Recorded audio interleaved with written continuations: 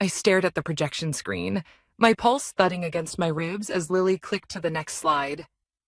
The conference room lights dimmed, throwing her smug smile into sharp relief against the glowing charts behind her. There it was, my quarterly logistics report, dissected, color-coded, and corrected. Red circles highlighted supposed inefficiencies, yellow boxes labeled critical errors, green marks flaunted her improvements. As you can see, Lily began, her voice sugar-sweet but loud enough to echo off the glass walls. Mandy's procurement forecasts consistently deviated from standard modeling by an average of 14%. That's a major risk exposure for our supply chain integrity. I kept my expression still, though inside something twisted hard in my chest. She was doing it, using my own data, twisting my strategy into a story of failure. Around the table, 10 executives leaned in. A few nodded grimly. The CEO, her uncle, sat at the head, expression unreadable. Lily's clicker flashed again. When adjusted to traditional predictive models, the variances disappear completely, she said, gesturing to the side-by-side graphs. It's clear that Mandy's unconventional methods were not only inaccurate, but potentially costly. We could have lost the entire Whitestone contract if we'd followed this model. I could practically feel the room turning against me. My colleagues avoiding eye contact.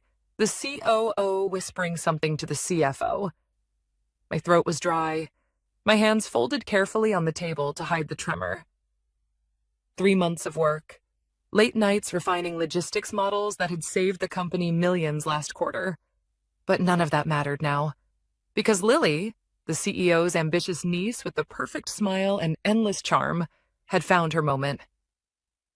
This analysis demonstrates the importance of returning to fundamentals, she said, addressing the room like she was lecturing a classroom. We need structure, not speculation. A few executives nodded approvingly. Someone even clapped softly. The humiliation burned through me, but I didn't flinch. Not yet. Lily paused for effect, flipping to her final slide. Moving forward, I recommend adopting my revised procurement protocol to prevent similar discrepancies. She smiled confidently. I've already begun implementation testing.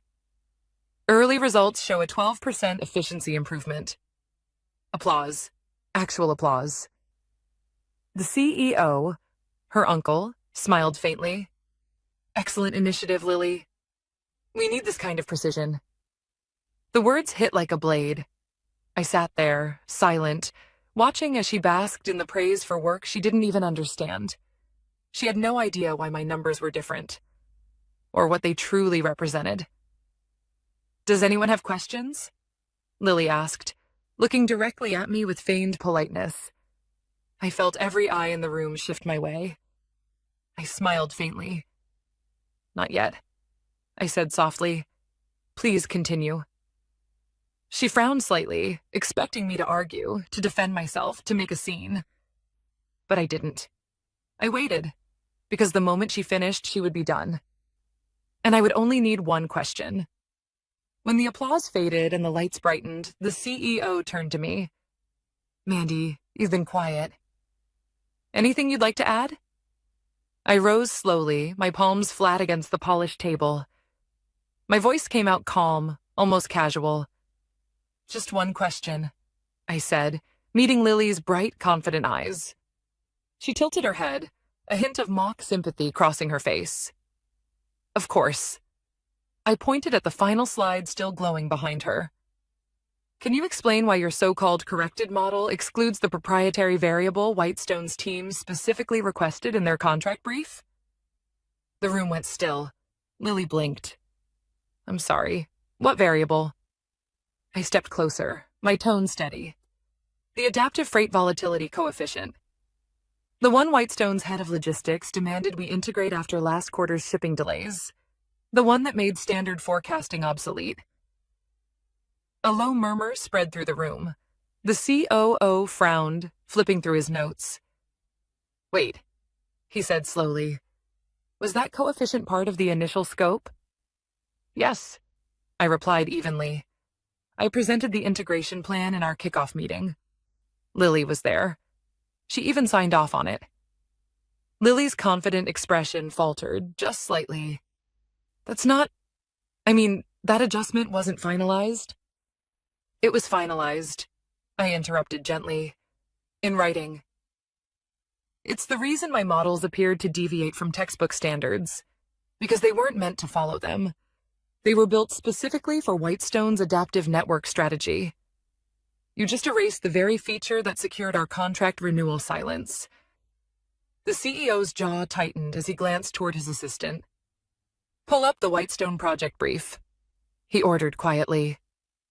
As the assistant scrolled through documents, the color drained from Lily's face. Before the tension could break, I turned slightly toward the camera, my voice soft but deliberate. If you're already invested in this story, I said, make sure to like this video and subscribe. Trust me, you'll want to hear what happens next when this boardroom turns into a battlefield. Because at that moment, I wasn't just defending my career. I was about to expose the rot beneath the company's polished surface, and the price of blind loyalty to family over integrity. My name is Mandy. I'd spent 7 years building a reputation as the company's most reliable strategist, until the CEO's niece decided she could take it all with a PowerPoint and a smile. But she forgot one thing. I never play the loud game. I play the long one. And in the end, the truth always finds its way to the surface. The boardroom emptied slowly, leaving behind the faint hum of the projector and the heavy silence of embarrassment. Lily gathered her papers with trembling hands, her confident mask cracking around the edges. The CEO hadn't said another word after reading the project brief confirming exactly what I'd told them. That Whitestone's model required the adaptive freight volatility coefficient. He'd only said, "We'll discuss this further." Then he left.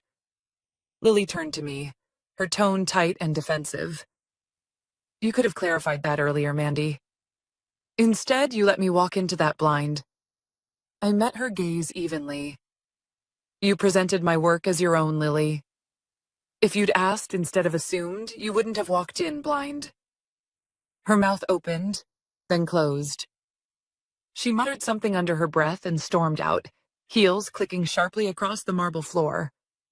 When the door closed, I sat back down, exhaling for the first time in what felt like hours. My hands were still shaking, but not from fear anymore. From the quiet electric pulse of contained anger. The next morning, the office felt different. Conversations stopped when I walked past. People whispered, glancing up from their screens. A few of the analysts smiled subtly. The kind of smile that said we saw what you did yesterday. At my desk, my inbox was overflowing with messages. Some congratulatory, others cautious. One stood out from Director Hale, our COO. Mandy, impressive composure yesterday. Let's meet at 3 to review the Whitestone data models. CEO wants confirmation on all your figures before next week's renewal presentation. So that was it. No apology. No formal acknowledgement that Lily had just humiliated me in front of the entire executive team. But I didn't need one. The data spoke for itself. Still, I couldn't shake the sense that something wasn't over. At lunch, my colleague Jenna slid into the seat across from me in the cafeteria. You handled that like a pro, she whispered. Lily looked like she wanted to disappear. I smiled faintly. It wasn't about embarrassing her. I just needed the truth in the open, Jenna leaned in. Word is, her uncle's furious. Not just because she was wrong, but because it made him look careless. He vouched for her, remember? I paused mid-bite. He vouched for her? Personally. That's why she was even in that room, Jenna lowered her voice. He pushed for her to lead Whitestone after your first proposal. Said she needed exposure to high-level strategy. That's how she got access to your work. It hit me like a slow punch. So it hadn't just been Lily's ambition. It was nepotism, plain and simple. She'd been placed there to shadow me, not replace me. But she saw an opportunity, and she took it. And if her uncle had backed her publicly, he'd have every reason to protect her now. At 3 p.m., I walked into Director Hale's office, where he was reviewing charts on his monitor. Mandy, he greeted, motioning to the seat across from him. Let's walk through this together. For the next hour, I explained every adjustment I'd made for Whitestone's adaptive model. The algorithms, the reasoning, the backtesting that had confirmed the improvements. Hale listened carefully, occasionally nodding. When we finished, he leaned back and sighed. You know, it's ironic. Lily was so eager to prove herself that she nearly destroyed the account that made this company millions last quarter. She didn't understand the model, I said quietly. No, he agreed, and that's not entirely her fault. The CEO's been grooming her for leadership, but she doesn't have the technical foundation. She's more optics than substance. He hesitated, choosing his words carefully. Off the record, I'd suggest keeping your head down for a bit. You embarrassed her in front of her uncle, even if unintentionally. That doesn't go away easily in this place. I nodded slowly. You think there'll be consequences? He gave me a thin smile. Let's just say, family ties run deep around here. That evening, I stayed late in the office, double-checking data sets. The corridors were quiet, the glow from the city lights reflecting off the glass walls. Around 8 p.m., I received a message on our internal chat from an unknown user. You think you've won something? This isn't over. No name, no profile photo. But I didn't need one. Lily. I stared at the message for a moment, then closed the laptop. I could feel the anger behind those words. The entitlement of someone who'd never been told no. But what worried me more was the access. Anonymous internal messaging required admin clearance, which meant she still had privileges she shouldn't have.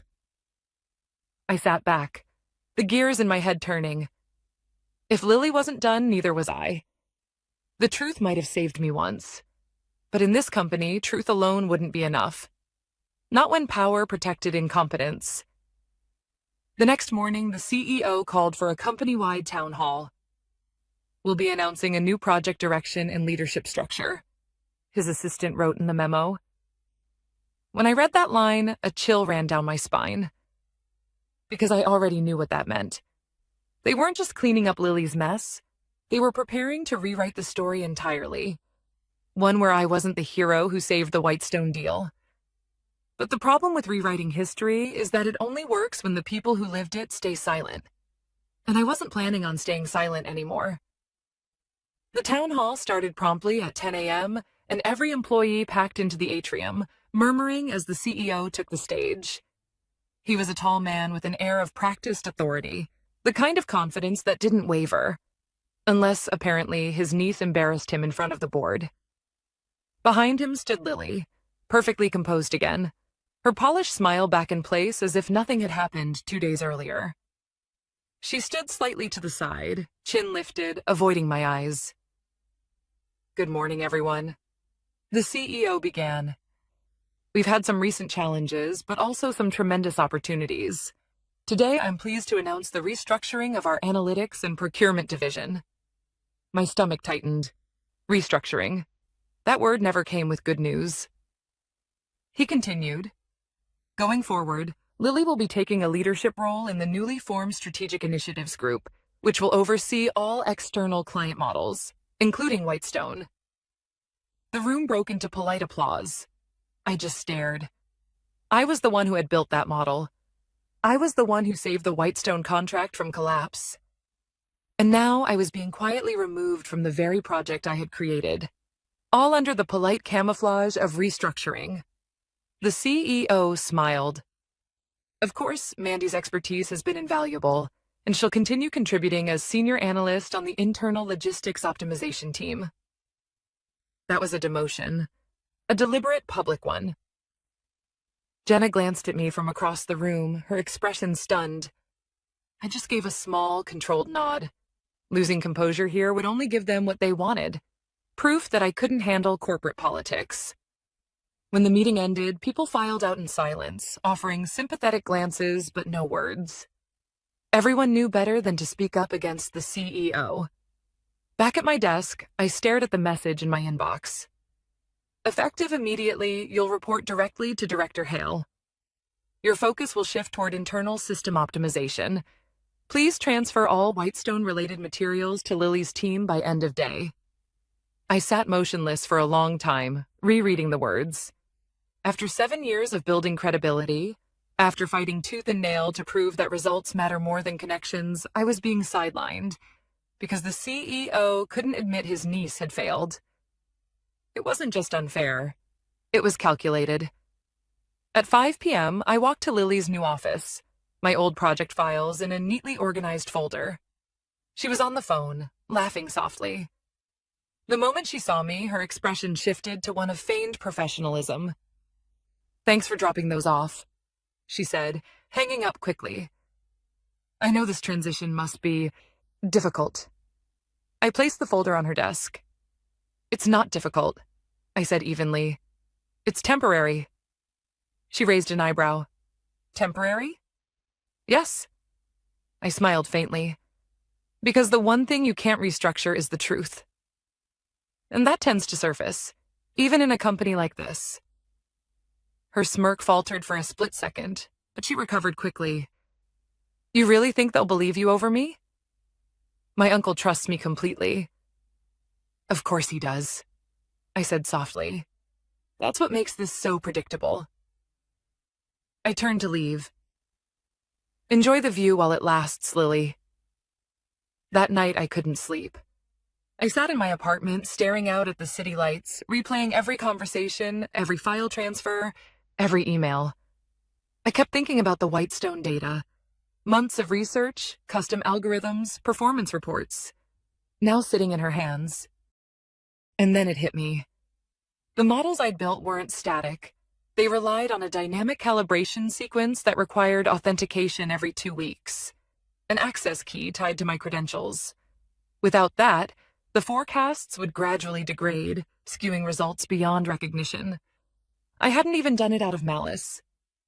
It was a security measure, standard for proprietary client work. But Lily wouldn't know that. And if she started presenting those models as her own, they'd eventually fail. Spectacularly. Still, I didn't want to wait for that. I needed proof. Something irrefutable that showed what she and her uncle were doing.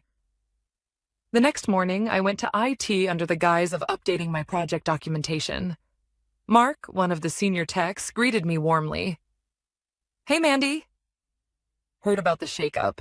You okay?" "I'll live," I said.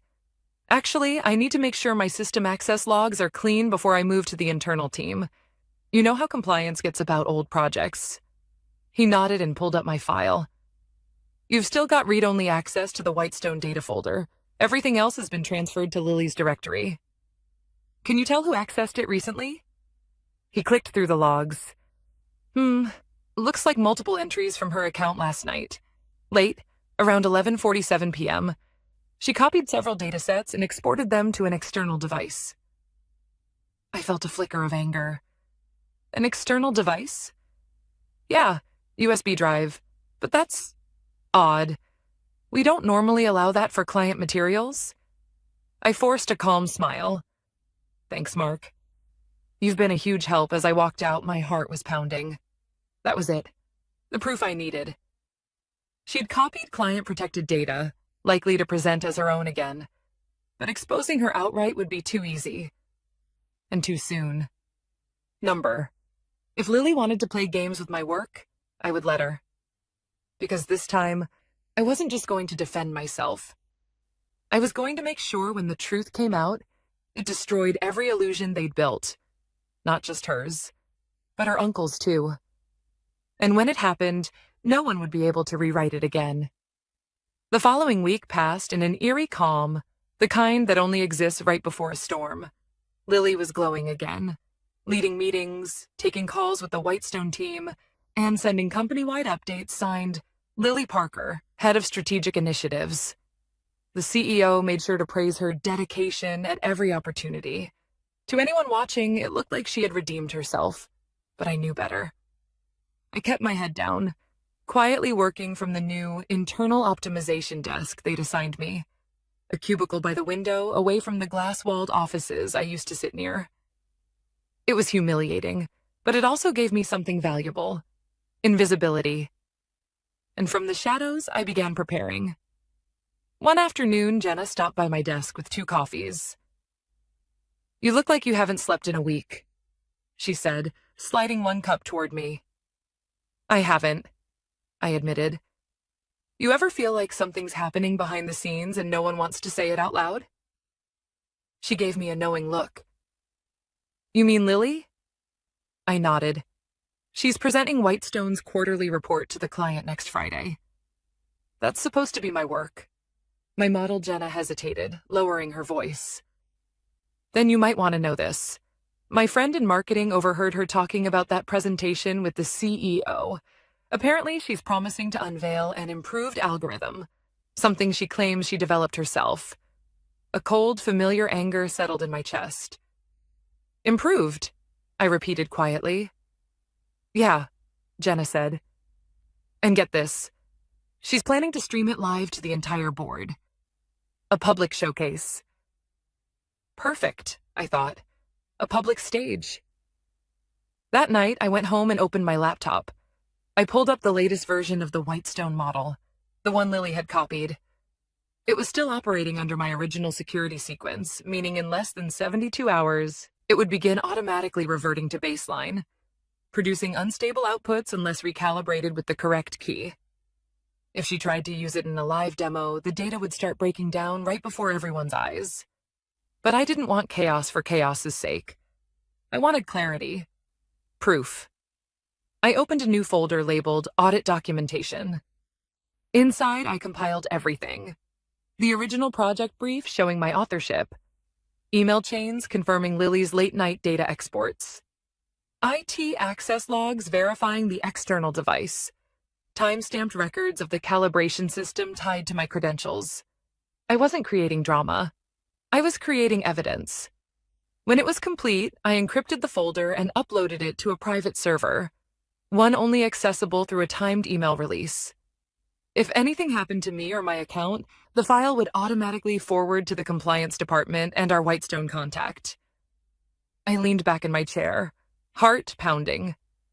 I'd done my part. Now I just had to wait. Friday arrived faster than I expected. The entire floor buzzed with anticipation. The CEO himself had invited the board and Whitestone's representatives to watch Lily's innovative presentation. Even the CFO looked nervous. This account was the company's crown jewel. Lily floated past my desk in a fitted navy suit, her perfume trailing behind her. Big day, she said, pausing just long enough to add, "Try to stay positive, Mandy." Change can be hard. I smiled thinly. It sure can. At 10 a.m., the live broadcast began. I watched from the break room with a few analysts who didn't dare attend in person. The large screen displayed the conference room. The CEO at the head, board members lining the table, and Lily standing confidently beside the projection screen. Good morning, everyone, she began smoothly. Today I'll demonstrate a refined version of our volatility and freight forecasting model, one that outperforms traditional predictive tools by nearly 20%. The presentation started perfectly. Charts loaded, slides transitioned flawlessly, her voice steady and controlled. I could see the CEO's approving smile from across the room. Then, about 10 minutes in, the first flicker appeared. A graph on the screen glitched slightly, values shifting erratically. Lily frowned but clicked ahead, pretending not to notice. The next slide loaded, but the numbers didn't make sense. The trend line reversed direction completely. She froze, eyes darting toward her uncle. Murmurs filled the room. Is this live data? One board member asked. Yes, of course, Lily stammered. There must be a minor integration issue. Another graph appeared, this time covered in red error bars. The CEO leaned forward, his face darkening. Why is the output showing a 48% discrepancy? Lily's hands trembled on the clicker. I don't understand. It worked perfectly in testing. I smiled to myself, sipping my coffee. The model hadn't failed. It was simply doing exactly what it was designed to do. Requesting recalibration through the encrypted key only I possessed. Then came the final blow. The live broadcast camera caught Director Hale stepping in to check the console. Sir, he said to the CEO, his tone sharp. The authorization key in use belongs to Mandy Rivera. She's the registered developer of this algorithm. The room went silent. The CEO's expression hardened, turning slowly toward Lily. Would you care to explain that? Lily stammered something inaudible, her composure unraveling completely as she realized everyone, the board, Whitestone, her uncle, was watching her collapse in real time. And somewhere, deep inside me, something I'd held back for weeks, fear, humiliation, anger, finally let go. I didn't need to say a word. The truth was speaking for itself. When the broadcast ended, my phone buzzed. A message from Director Hale. Stay near your desk. CEO wants to see you immediately. I closed my laptop, heart steady. It was time to finish what Lily had started. When I entered the CEO's office, the atmosphere felt heavier than I'd ever experienced. The blinds were half drawn, the light muted, and the CEO sat behind his desk, expression carved from stone. Director Hale stood beside him, arms crossed, a stack of papers in his hand. Lily was already there. She looked nothing like the woman who had strutted through the office an hour earlier. Her mascara was smudged and she kept twisting a ring on her finger, her confidence gone. Sit down, Mandy, the CEO said quietly. I did. The silence stretched so long it felt like the air itself might shatter. Finally, Director Hale spoke. We've reviewed the system logs. The algorithm used during this morning's presentation was your proprietary model, not the company's revised version. It was accessed from Lily's account without authorization. The CEO turned toward his niece. Is that true? Lily swallowed hard. Her voice cracked. I thought it was company property. I didn't realize... Stop, he said sharply. You had no authorization to use another employee's locked model, nor to copy client datasets onto a personal device. He threw a printed IT report onto the desk. Do you think we're fools? She blinked rapidly, tears forming. Uncle, please, I was only trying to... To what? His voice rose, controlled but cold. Salvage your reputation after that disaster in the boardroom last month? You've jeopardized the entire Whitestone account. I sat still, my hands folded neatly on my lap. Every instinct screamed for me to gloat, to remind them that they'd ignored me, demoted me, humiliated me. But I didn't. Because revenge isn't about shouting. It's about control. Director Hale cleared his throat.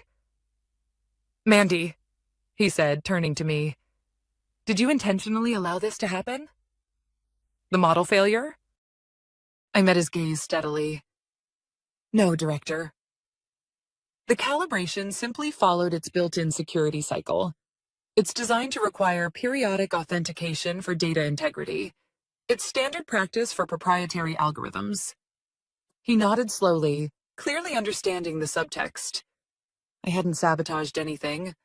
I had simply let the system protect itself.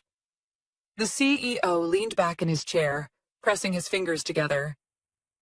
You knew this would happen, didn't you? I knew my model was being used without permission, I said calmly. I trusted that the truth would become obvious eventually. It always does. Lily's face flushed red. You set me up, she shouted suddenly, pointing at me. You made me look like a fool in front of the entire board. I didn't raise my voice. No, Lily. You did that yourself when you stole my work. Again. Her uncle's glare cut her off before she could reply. Enough, he snapped. Leave your badge and company devices with security. Effective immediately, you are suspended pending further review. Uncle, you can't... Go. The single word carried more weight than any yelling could. She froze, then stood slowly, tears spilling over. As she walked past me, she whispered, You'll regret this. But I could tell by her trembling hands that she already did. After she left, the room was silent again. The CEO exhaled heavily, looking suddenly older. This entire situation has been a disgrace, he muttered. You should have been promoted months ago. I said nothing. There was nothing satisfying in watching someone realize too late what they'd destroyed. Director Hale placed the reports on the desk. We've spoken with Whitestone. They were watching the broadcast. Their head of analytics requested a direct meeting with you this afternoon, Mandy. They've made it clear. They only want to work with you moving forward. I blinked, caught off guard. They still want to continue the contract? They've extended it, Hale said, smiling faintly, and doubled the budget. Apparently, they value integrity as much as innovation. For a moment, the weight in my chest eased. I nodded slowly. Then I'll make sure they get both. The CEO looked at me, his voice quieter now. You've handled yourself with grace. I can't change what's happened, but I can fix what's next. Effective immediately, I'm reinstating your position and promoting you to head of analytics. The words hung in the air. I should have felt triumphant, vindicated. Instead, all I felt was tired. Thank you, I said simply. I appreciate the trust. He nodded once.